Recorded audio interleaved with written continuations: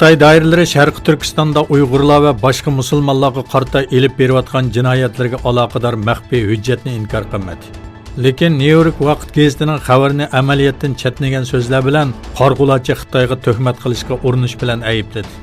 Oldingi kuni Xitoyning 403 betlik bir maxfiy hujjati oshkorlangan bo'lib, New York vaqt gazeti tarafidan e'lon qilingan bu hujjatga asoslanganda Xitoy davlat raisi Shi Jinping soqchilarga qat'iy rahim qilmaslik haqida buyruq tushirgan.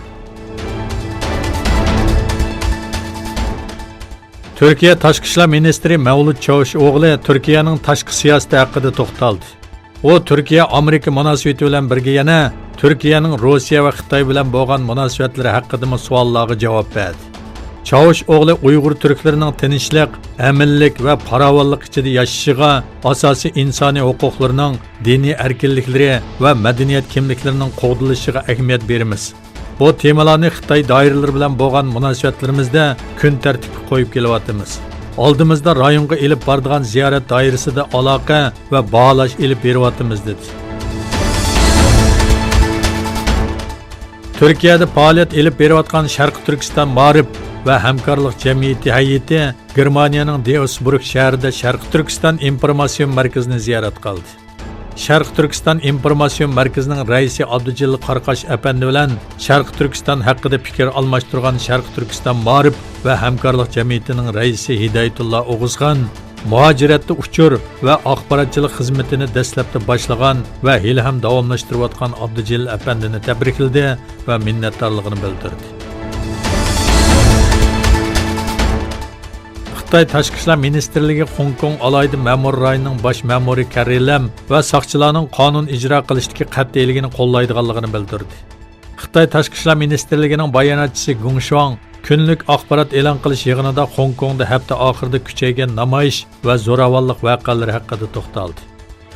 O Xitoy Markaziy komiteti bosh ma'murining Hong Kongdagi idora qilishini, Hong Kong soqchilarining qonun ijro qilishdagi qat'iyligini qo'llaydi dedi va bir davlatda ikki xil tuzum bo'lish siyosatining ijro qilinishiga bo'lgan irodasini yana bir qatim ta'kidladi. Qozog'iston va O'zbekiston armiyalarining tog'liq qismlari o'rtaq ta'lim-tarbiya manevri o'tkazdi. Bu haqda Qozog'iston Mudofaa ministrligi axborot ishxonasi tomonidan e'lon qilingan bayonotga asoslanganda, O'zbekistonda o'tkazilgan tarbiya manevriga Qozog'istonning taqi yamish tarbiyalash markazidagi qismlarning qatnashganligi bildirildi. Ikki davlat doiralarimi bu manevrning ikki davlat orasidagi harbiy hamkorlik tajribasini ilgari surganligini bayon qildi. Ikki davlat armiyalarining o'tgan yilmi bu rayonda manevr o'tkazganligi ma'lum. Amerika va Shimoliy Koreya rahbarlarining uchrashishi haqida Shimoliy Koreya doiralari Amerika o'zlari uchun vaqt o'tkazishga urinyapti. Bizga foydasi bo'lmaydigan bundaq uchrashishlar bilan endi korimiz bo'lmaydi dedi. Shimoliy Koreya Tashqi ishlar ministrligi maslahatchisi Kim Ki-hwan davlat taratqullarining ziyoratini qabul qilganda Washingtonning yadro muzokaralarini davomlashtirish uchun Shimoliy Koreyaga qarshi dushmanlarcha siyosatga xotim berish kerakligini aytdi.